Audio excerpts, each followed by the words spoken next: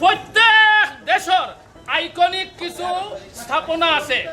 আমরা আমেরিকার দেখি এখানে স্ট্যাচু অফ লিবার্টি আছে, লন্ডন টাওয়ার ব্রিজ আছে, আইফেল টাওয়ার আছে, পার্ল হারবার আছে সিডনিতে, আমরা মালয়েশিয়াতে টুইন টাওয়ার আছে, আর আমরা আছে আলী আমজদের ঘড়ি, লগে আছে কিন ব্রিজ, লগে আছে চণ্ডীগড়ের সিঁড়ি, এখানে আছে ঐতিহাসিক সারদা হল, আছে এখানে সার্কিট হাউস।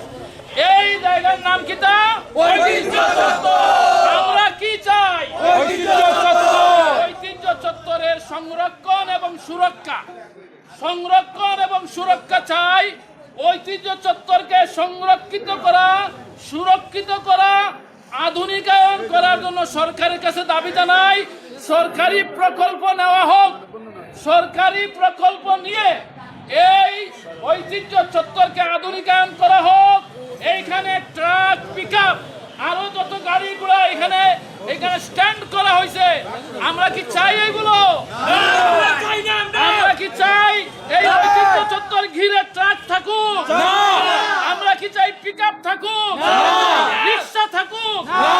এই ঐতিহ্য চত্বর এগুলা মুক্ত হবে, এইখানে সংরক্ষিত এবং সুরক্ষিত হবে। এইখানে কোনো অসামাজিক কার্যকলাপ চলবে না, এইখানে অপরাধ কর্ম চলবে না, সন্ত্রাসীদের আনাগোনা চলবে না, অসামাজিক ব্যক্তিদের আনাগোনা চলবে না। এইটা হবে সিলেটের প্রাণের জায়গা, নগরবাসীর একটু হাওয়া খাওয়ার জায়গা, নগরবাসীর বিনোদনের জায়গা, পর্যটকদের বিচরণের জায়গা। দেশ বিদেশের পর্যটকরা এখানে আসবে, সিলেটের ঐতিহ্য দেখবে, আলী আমজাদের ঘড়ি দেখবে, কিন ব্রিজ দেখবে, সারদা হল দেখবে, চান্নিঘাটের সিঁড়ি দেখবে।